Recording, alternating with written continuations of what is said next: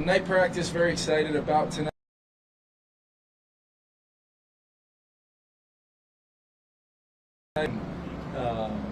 Days where I've walked out here, a long time before practice, and the bleachers are full.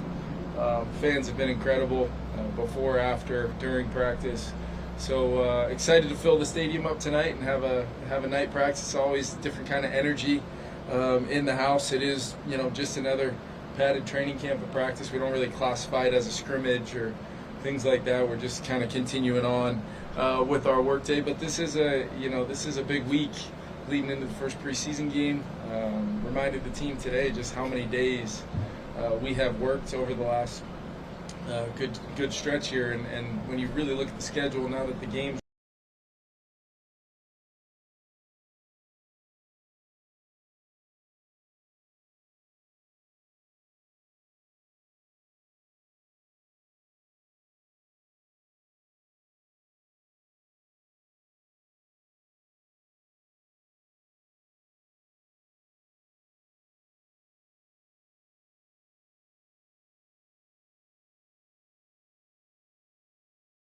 the tape. Did want to wish good luck to both the high school girls flag football teams from Melrose and Egan High School playing in the flag football game on the field before we come down the steps later tonight. Should be really cool.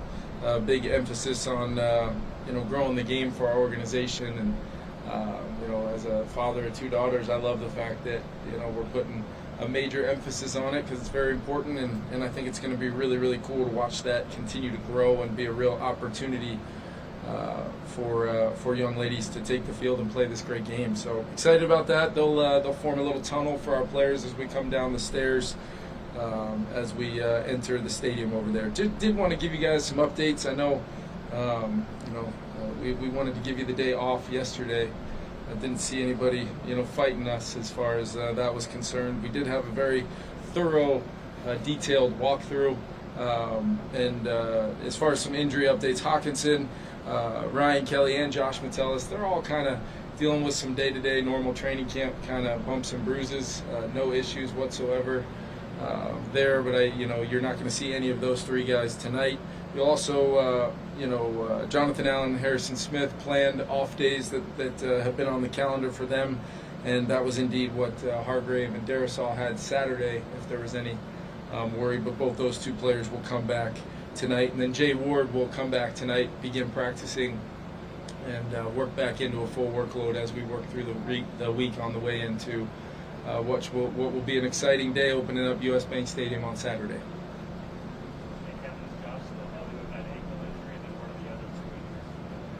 Ankle, foot, whatever. It's just a little soreness there.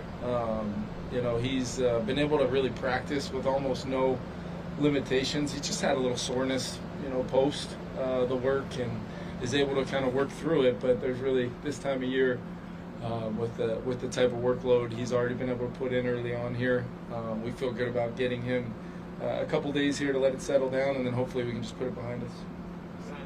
What was the second part of your question?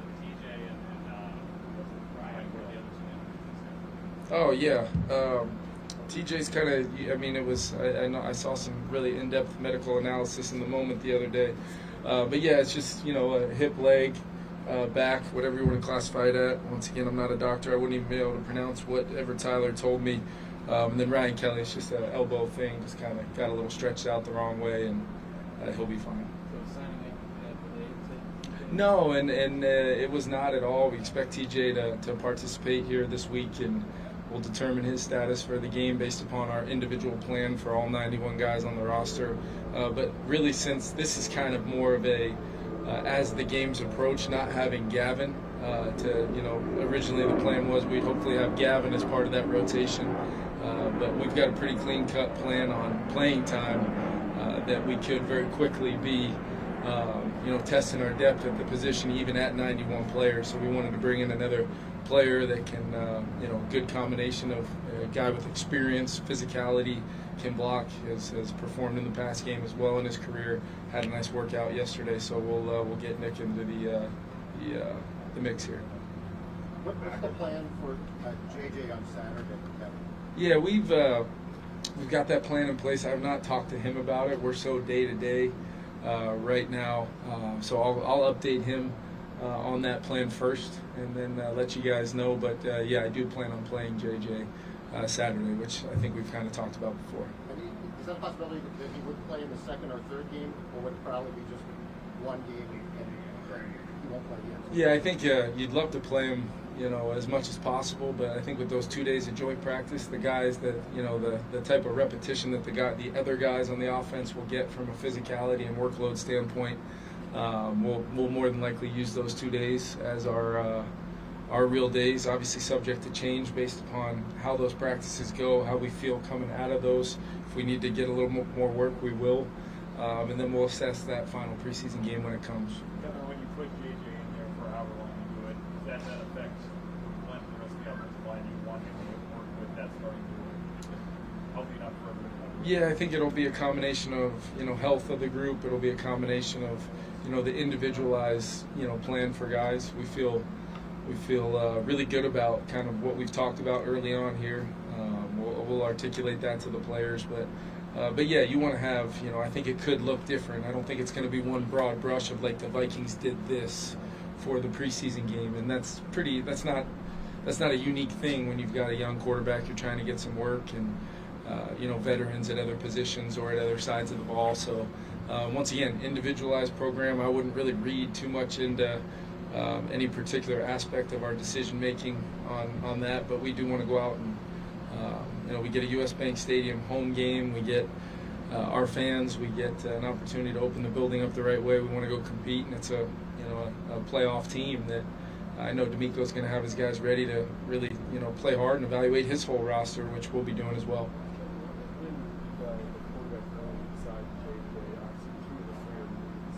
Yeah. Yeah, I think, we talk a lot about JJ and where he's at in his journey, but those other three guys are all at different points in theirs. And when you really peel back the layers on what Sam has done from an experience standpoint, schematically, really nothing close to what we run here. And that's not taken away from anybody else's offense, just different verbiage, different variations of, how we want to try to move the football and what we ask the quarterback to do and how we coach the position. So in many ways, there's a lot of things that are just flat out new for Sam. I think he's really flashed his arm talent throughout the different phases of practice. What I'm looking for is just consistency, and as he's able to kind of log some more days and the installs slow down, which they should start doing now. We've been pretty heavy purposefully to try to get to this point in training camp and really allow our guys to play fast when we get to the games, the joint practices, practice this week, and I just want to see some consistency. And Sam's kind of been in the mode of he's tested some throws out. He's pulled the trigger over the middle on some things that have either not worked out or have worked out. But I think we can start gauging how am I going to play in these games, because he's going to get a lot of reps. Brett Rippon is a guy that knows our system and has had a little bit of a tough draw from a standpoint of a lot of reps versus the starting unit when we put him out there. And he's led that group, and I have no question that I think Brett Rippon will move the football team. And I think Max, we've been talking a lot about his mental makeup and how he's been able to absorb what we're doing and worked really hard.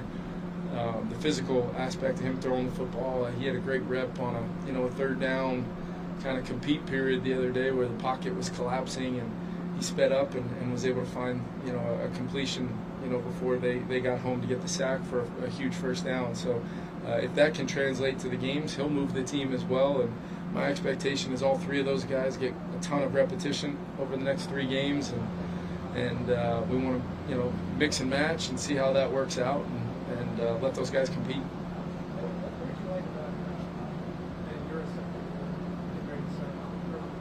Yeah, a lot of what you've seen so far, Mark. I think I showed the team the other day just to highlight Ben going against Dallas, who's having a really good camp on the edge. We ran a wide zone. It's the toughest block in football in many circumstances when the wide tight end in line is trying to block a pretty significant force on the edge, setting the edge. That's their job, and it was a heck of a battle.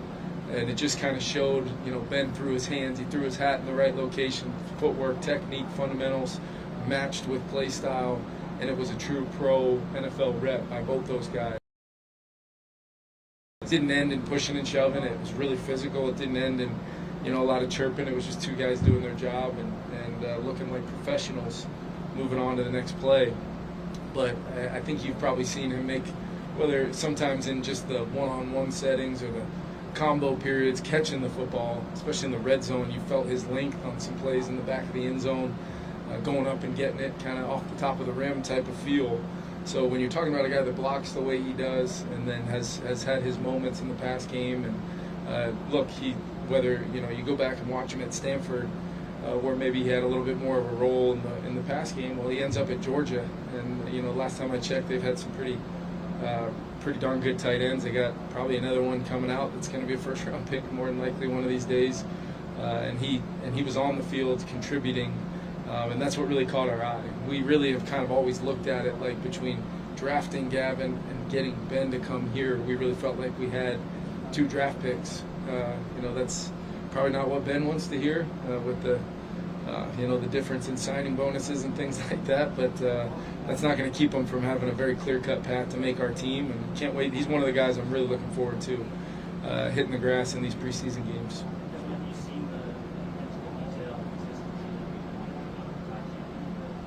Yeah, I think that's what happens when you're at this point in your career. I think he's running the ball great. I think his vision, his sight lines, his discipline of his tracks has been fantastic.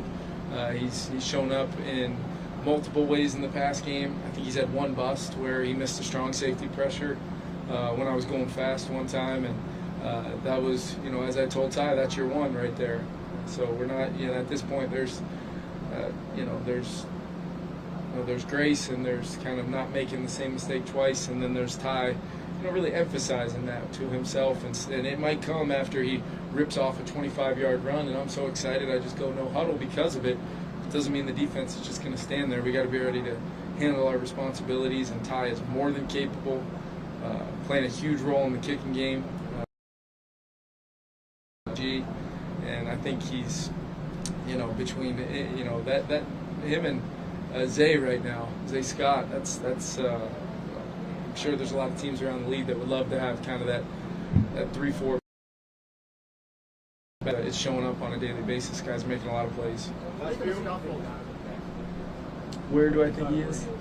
Yeah, he's probably in the locker room, maybe heading to get some food. Maybe one of the more consistent guys, just kind of showing up every single day up front, right.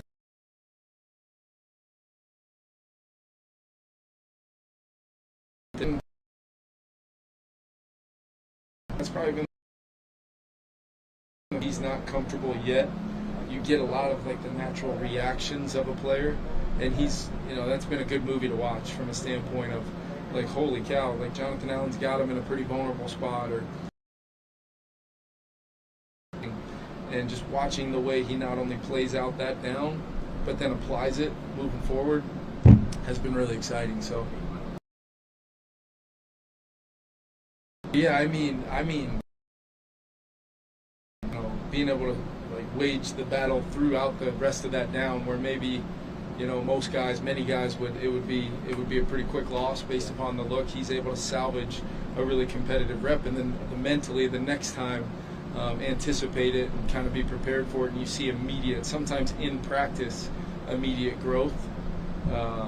It's I know we're talking a lot about JJ and Dallas, and rightly so. Both those guys are having really good camps, in my opinion, doing everything we want them to do. But I think Donovan is right up there for me right now. I don't want to put a lot of pressure on him, but he's in a competition and he's playing really good football. So I can't wait to see him play a little bit. No, you're good.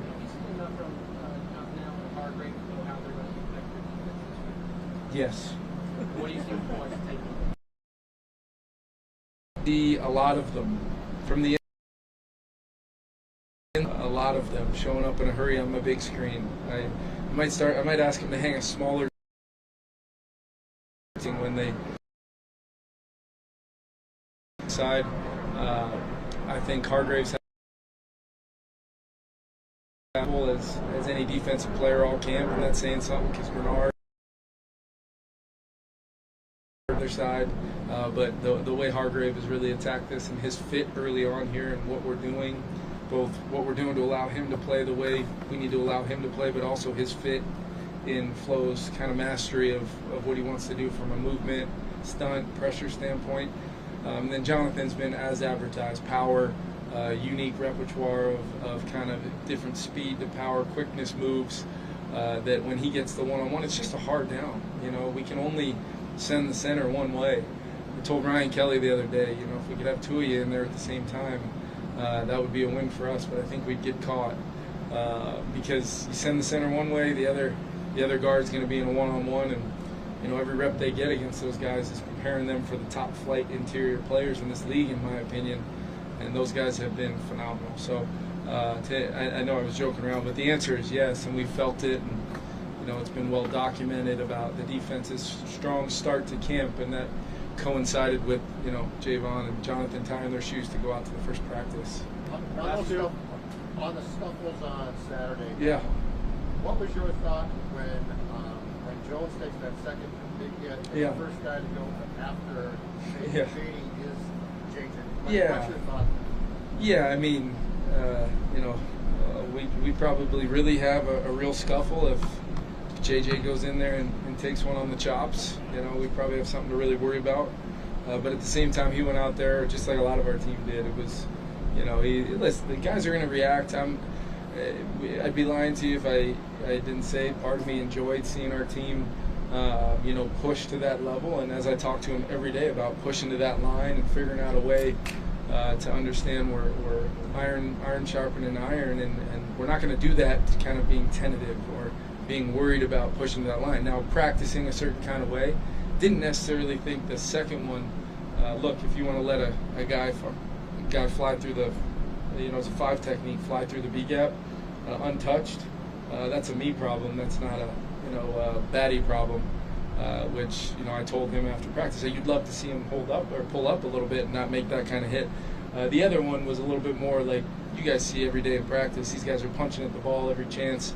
Our guys we're thud tempo, you know, so a lot of times when it's something like that happens, it requires me to just eliminate any confusion on the expectation. But I just wanted to, it was such an important practice. That's the only reason why I called the team up, just to make sure everybody knew my expectation. And if we weren't going to finish practicing the way that we needed to that day, we could kick the can down the road a little bit, but we were certainly going to get on the line and do something if it continued. And that got us right back on the other side of the line we're talking about. Last one. McCarthy, wondering his ability as a runner. What are you telling him in terms of when to hang in the pocket, maybe subtle movement, or maybe take a hit versus when is the time to maybe use his legs and pick up bigger time? Yeah, I think you know, he's already shown pretty, you know, in the two-hand touch environment that the quarterback's playing in this space. He's already shown when he does get out, you know, he can flat out go. So stealing a first down or two is not going to be an issue for JJ. It's going to be exhausting the progressions, and when he does have the pocket allows, we want him to put the ball in play and distribute the ball and stack completions and all those things. Now, a couple, you know, when I think the other day even I set it up kind of a 4th and 5 drill. Guys didn't know what was happening. It had been back and forth. Offense had a really good day. Defense made some plays. Flo decides to drop 8. JJ runs outside the back of the pocket, and Grenard ended that play. So I thought it was a great learning example. Not all pockets. Like, there's like conviction you have to have and an understanding about there's 8 guys in coverage. That means there's only 3 rushing, unless maybe you're at Buffalo back in 2022 and they let them play with 12 on the goal line. But there normally should be 11 guys, so there's 3 guys rushing. Where's the lane to get up and out or up and attack the defense versus a 4-man rush with 2 really hard edges and 2 pocket pushers? That might require you to sit firm in there and then try to find a way to get the ball thrown away. But it was 4th down, so he was trying to extend the play like he should. Great learning lesson, and he immediately, right afterwards, told me, I said, what were you thinking there? And he said, not the right thing. I should have been up and out right there. And then, shoot, maybe he attacks with the ball up and runs it in, and people are jumping out of the stands. They're so excited, but ran out the back of the pocket, and it was the alternative. But that's a great question. It's a great example of kind of what we're kind of working through this camp, the layers to it. and how he's, I'm fired up about him and I, the dynamic we have, and how we're kind of both growing together on a daily basis, looking towards what this finished project